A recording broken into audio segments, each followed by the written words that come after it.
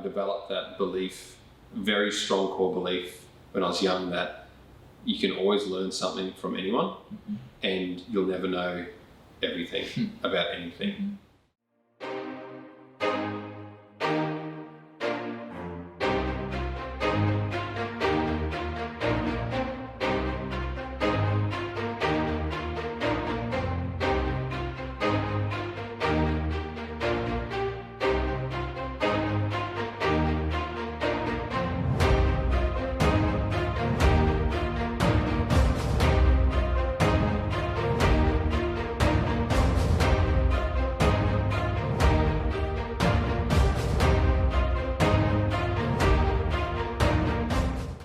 Hey guys, welcome back to another episode of the Wholesome Life video podcast. Today I'm here with the handsome man, Dan Hannagan.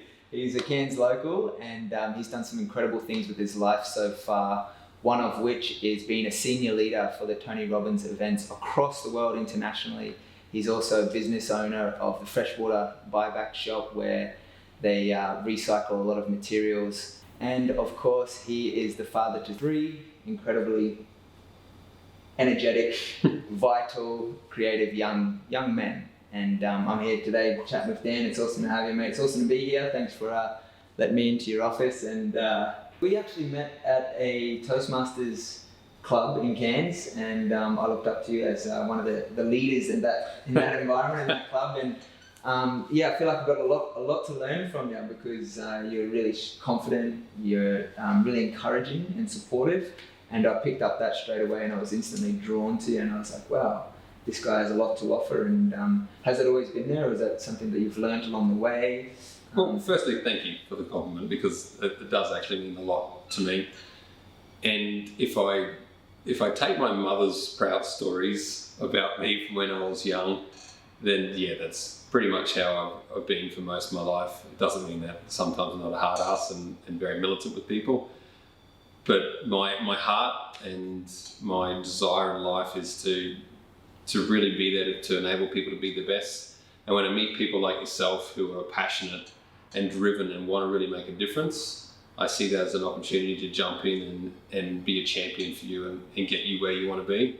And that enabling others gives me fulfillment. So when other people fulfill what they want to do, I feel fulfilled by being part of that journey to help them get there. So it seems simple, but it really does fill my tank up.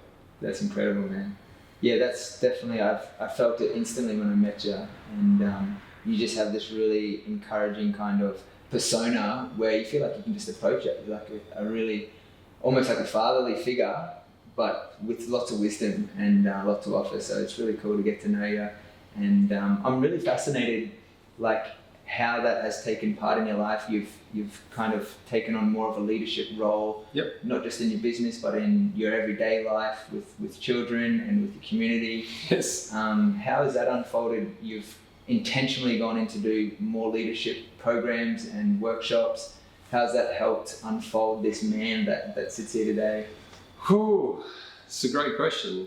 I, like many young guys, I had a lot of drive, but I was fairly directionless in my 20s, and I was living in Colorado. I got a phone call that my dad had been diagnosed with cancer. Wow. And that was a shake-up, to say the least. Made me think about my mortality. Made me think about where I wanted to go and what I want to do in life. And so immediately I got on the plane, I came home, and I was helping out with the family, and then took over the family business. I met the girl of my dreams, got married. And all of these little steps across the way, becoming a father was a huge one, made me think a lot more about legacy and what I'm leaving behind. And I don't regret anything I did in my 20s. I had a brilliant time. But I felt this calling that I needed to do more. And part of that was I seized an opportunity to go and do a Tony Robbins event. And this is probably 6-7 years ago. I went and did this event called Unleash the Power Within. And that's the one where people walk on fire on the first night.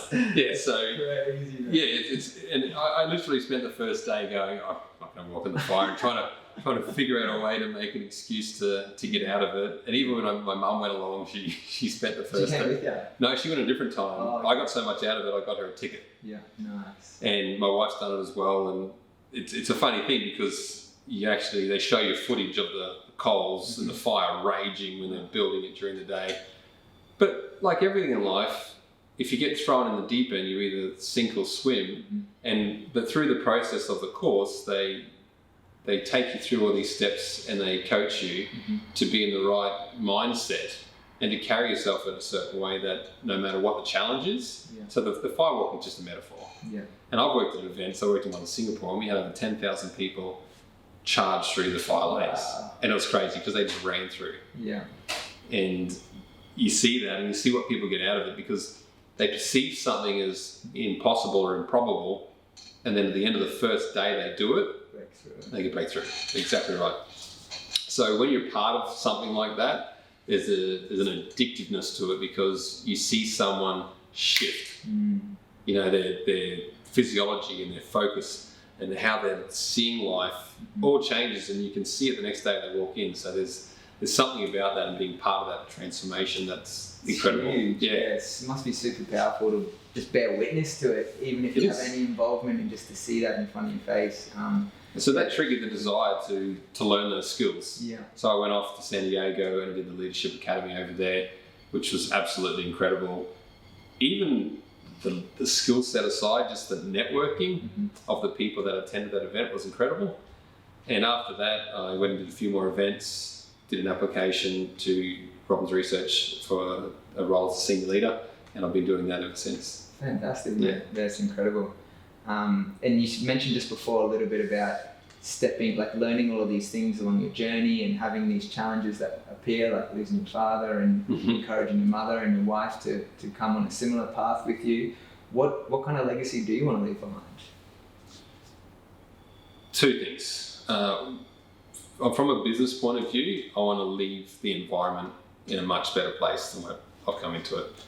I feel like I spent the early part of my years quite ignorant to the waste that we have. And we discussed this previously, the whole global warming stuff. My focus is purely on how much waste we produce.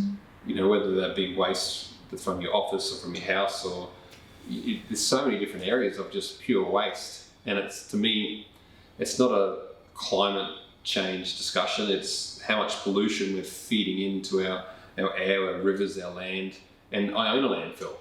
So I can tell you, we throw away way more than we should. We're such a consumer-driven society, and that's the legacy I want to leave behind on a professional basis, is to make sure that I've done something that truly impacts the world on handling waste. So that's what I spend my days and nights focusing on as a business. But personally, I want people at my funeral, whenever I die, to laugh and go, you know what, he was a fun guy, and not a mushroom fun guy, but a really good guy who was there to help out his friends and be a support. And he's the guy that if everything went to shit, you knew you could ring, and he'd be there to help you out one way or the other. And that's what I wanted. Not to just say, you know, he did what he wanted to do, or he was an adventurer or whatever, but for the people that I shared life with, to have some level of impact where they felt like I added value for their time here as well. That's awesome, man. That's really incredible to hear, because it comes, I'd imagine, with a lot of responsibility to put yourself out there and be like, yeah, call me whenever you need something, and almost be like a solid foundation, not just for yourself, but for others. So like on your own personal mission, bringing it back to your legacy, from a personal level, what do you do, or what would you like to do to leave a legacy behind where you're like, this is Dan Hannagan, this is who I am, and this is what I want my future generations to look up to, or to aspire to be like?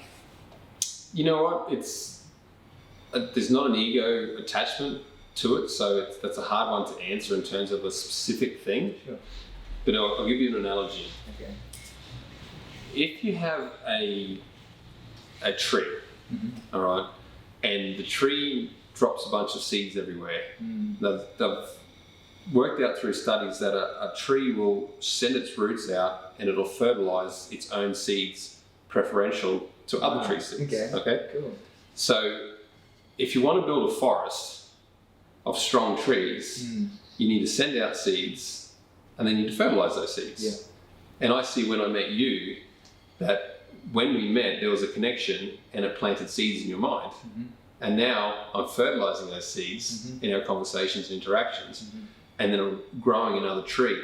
So it's not about me as a tree or me growing a forest, because I'm not, like, I can't be the forest. But what I can do is when I find people who are, as I said earlier, really passionate about what they want to do, if you just fan that fire or put a bit of fertilizer on that tree, for that analogy, then great things will come, because it has a follow-on effect and it has a magnitude effect. And that's what I'd look for is, you know, I find so many people who are passionate about things, and I spend a bit of time with them and just help them get some clarity and focus about where they want to go. And I would almost say that it's not to push a person, it's to remove the things that are inhibiting them, that they've put in the way. Yeah, that's what I focus on. So honestly, I carry on like a bit of a goose, and I'm a loud guy and all that kind of stuff, but there's really no ego attached for what I want to leave as a legacy, other than people actually feeling that my contribution to them and what I did, particularly as a father and a husband, that's the conversation that means the most to me, is that people said, yeah, he really did love his family, he really did look after the people that he came in contact with, and it wouldn't be about he built this and he designed that, or none of that really matters to me. Yeah, that's awesome, man. And I see you like as a really humble guy, in all honesty. I definitely see this really strong, assertive, confident man that you are.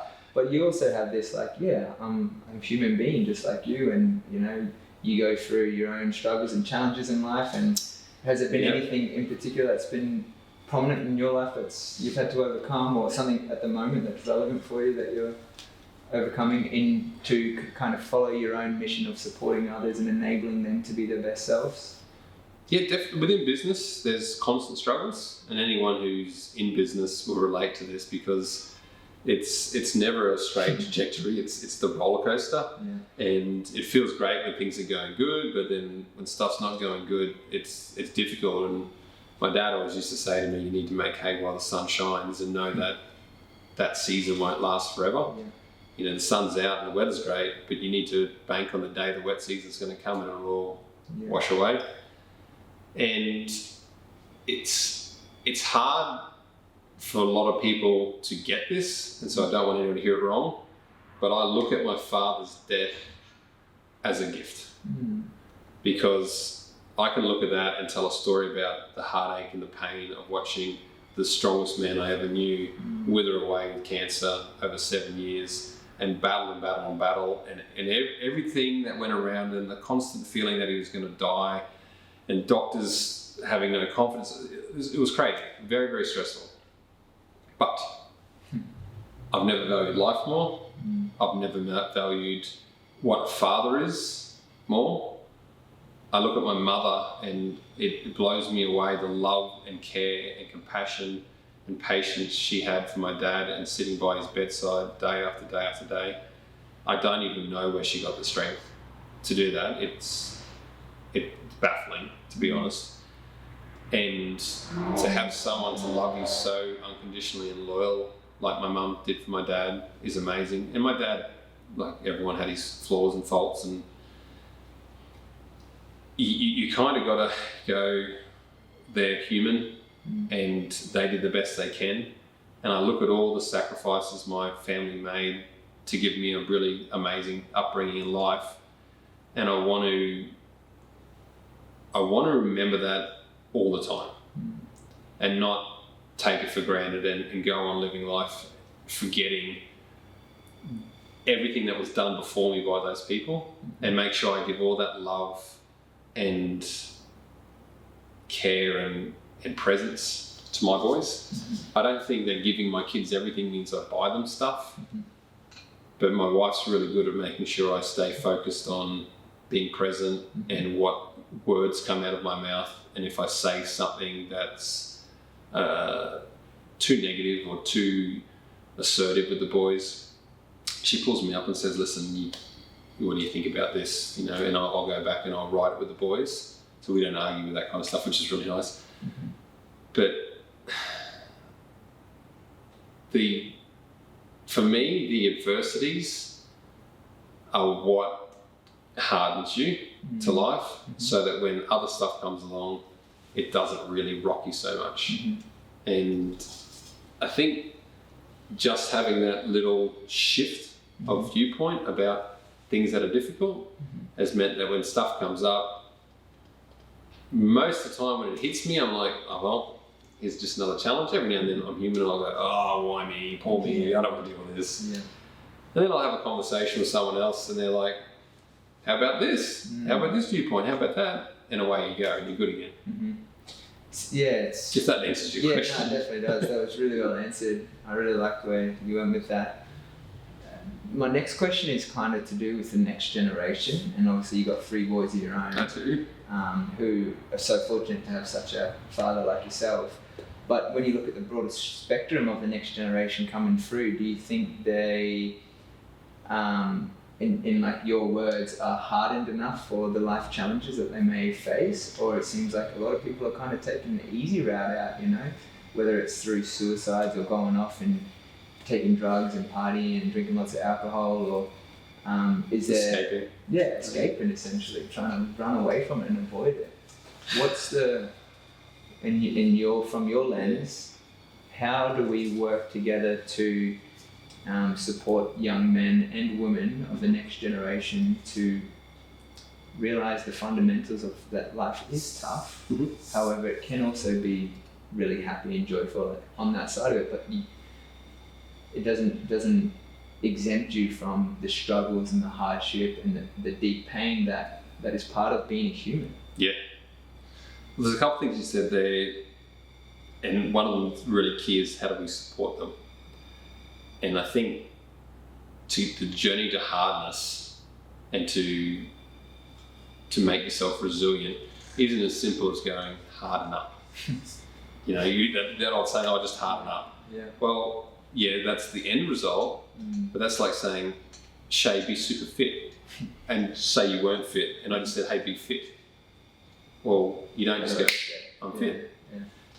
And mental resilience, like physical resilience, it does take some practice. You know, you need to go through a stage, and some people can leap bigger leaps, and other people at small steps. It doesn't matter. They're moving in the right direction. So when I think about the youth of today, I definitely have concerns, because the things that you hear people complain about would be a gift to previous generations. And I constantly have a conversation with my son when he says, oh, why do I only get half of that? And I say, well, is half better than none? You know, you're having attention tantrum, you're getting something, but I'm monitoring how much of that you get. So if I say you can have, you know, half of that piece of cupcake or whatever, that's because I love you and I'm being responsible, not because I want to be mean to you. Yeah. And would you rather have half the cupcake or none? Yeah. And then, you know, because the initial reaction in their mind is, oh, well, I'm only getting half. And that's a crazy thing. So I want to make sure my boys grow up to have a perspective of being appreciative for what they do get versus feeling a pain for something that they might be missing out on. The second part of it is, in order to support them to get that hardness, I feel like we're all going to go through hardship. Life's going to throw it at you, whether you want it or not, whether you plan it or not. It's going to happen. You're going to care about someone, they're going to die. You're going to have a dream about something, it's going to get crushed. Like, it's life. If you meet someone who's got this perfect life where nothing's ever gone wrong, they're lying. It's that simple. Or they died a long time ago, and so they never actually got to go through stuff. So, the supporting side, particularly when it comes to boys, I really feel like today's society lacks the support for young men. I see a lot of support for the girls. Our entire society is very pro women getting, you know, an equal chance, an equal opportunity. It's very supportive of it. Yet there's so much negative publicity about young boys and masculinity and that drive and determination to get things done. And it bothers me, because that's part of being masculine is to have drive. That's why you're passionate about things, and you go about it and you ring me up and say, hey man, let's go. That's part of that masculine drive about you. And we don't want to crush that no more than if a kid was artistic and they could paint and draw and you said, no, sit still and do this. It's the same thing. You're crushing part of who they are. So we want to support and nurture that, because when you support and nurture someone, you can guide them. When you just tell someone what they can and can't do, more than often they're going to buck the system and push against it. And to really highlight this is an interesting story. In Africa, they had a really big issue with elephants. And they were running around, these young bull elephants. And this happened post-ivory trade. Do you remember what the ivory trade was? Oh, a little bit. So this all finished when I was a little kid. They were killing... Selling it to Europe or whatever. They were killing elephants and rhinos and stuff like that, and they were taking their tusks and they were selling them for their ivory. And when they banned it, they had these massive stockpiles and they burnt them. But what happened is... Ivory? Massive. Google it. It's insane. You want to see another crazy thing, look up the buffalo slaughters in the United States. Oh, yeah. It's crazy. Previous generations did some fun. We're doing crazy stuff, so we can't really point the finger too much. But the story goes, they killed off all the male senior bull elephants, right? Now the young ones grew up and they started going rogue. They were flipping cars and deforesting areas. Anyone to lead them. That's right. And they couldn't figure out what to do, right? And some guy came along, I forget his name now, and he said, okay, well, we need to reintroduce male leadership here. Wow. And they brought in senior bull elephants from different parts, and they put them there, and all the young males settled down. Wow. They brought it back into balance.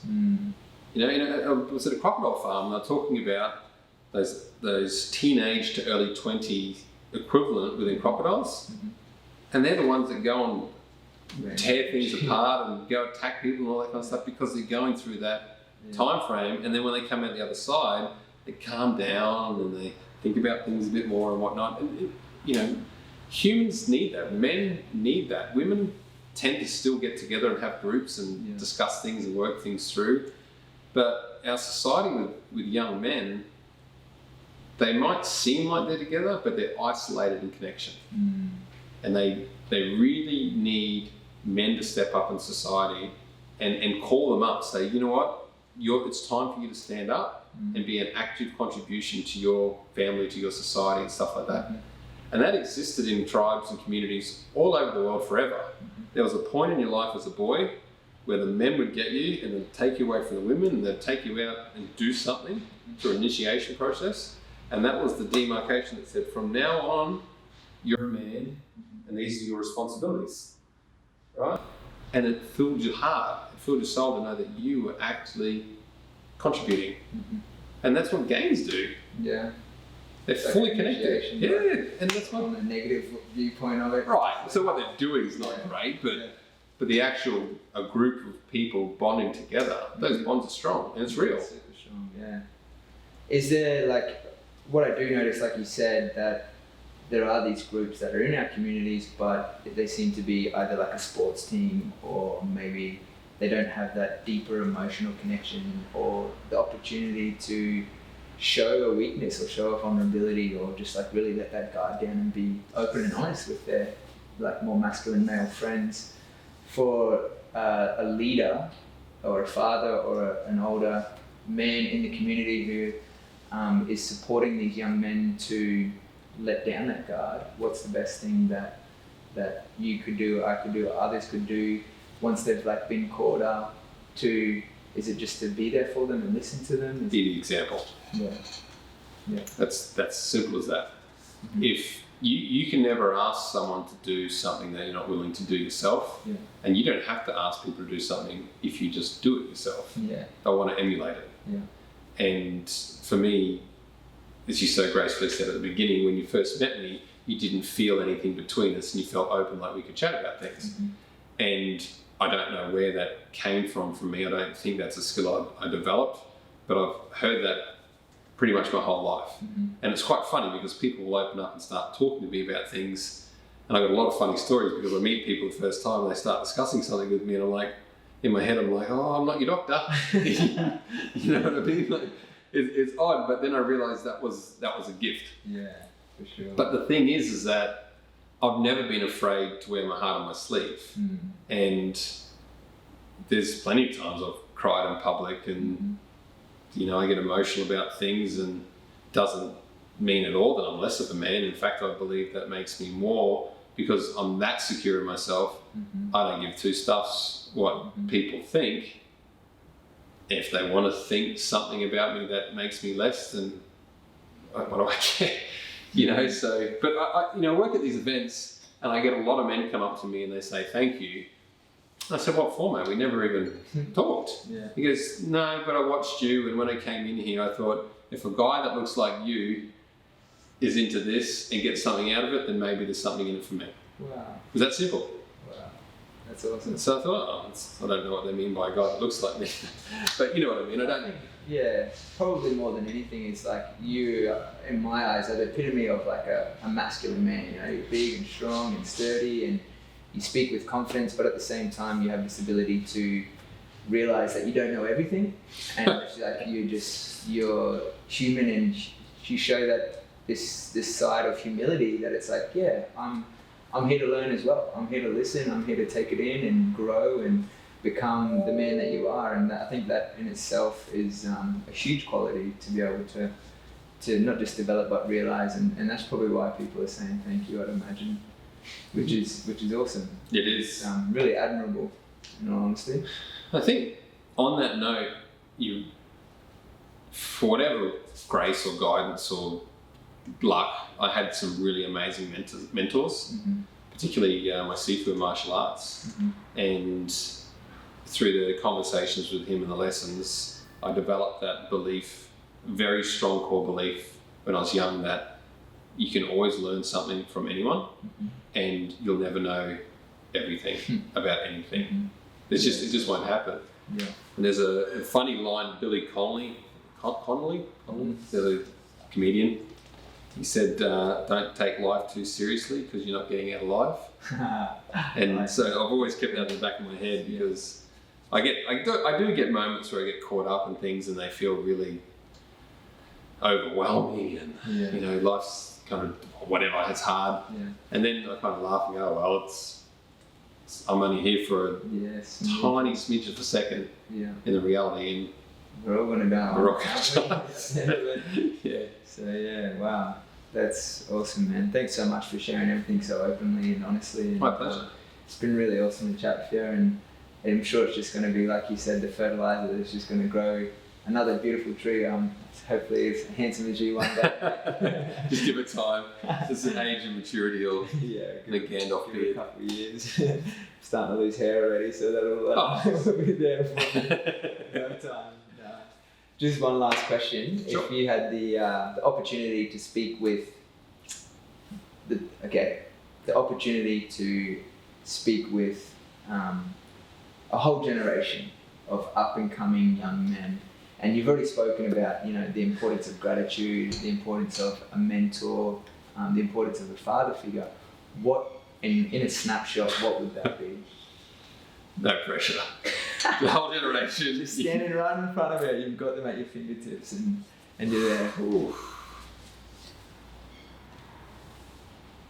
I said this the other day. Just have a crack. Just go at something. If you really believe in something and you want to do it, whether it be being a musician and chasing that dream, or an actor, or building a business or making a product or something like that, if you're sitting around and you're thinking about things, you're just thinking and thinking and thinking, just start doing and give it a real crack of the whip. Just go at it, because you'll grow as a person, and you'll fail forward. Like, just be willing to make a million mistakes to get a result, because people are so worried about doing something wrong, saying the wrong thing, stuffing it up. You know, even right now I'm trying to express it, but I'm not doing it properly. People worry about that. The point is, just get out there and have a go at something. Really sink your teeth in it and move forward, rather than living vicariously through Facebook or Instagram or Snapchat or something where you're enjoying the fruits of someone else's hard work and determination. Yeah. Be that. Yeah, wow. Go out there and just be it. Just do what you want to do. And it doesn't have to be something in the public eye. Like I spend most of my days in this office working on something that's going to affect everyone's lives, and no one knows about it. Yeah. Don't care. Yeah.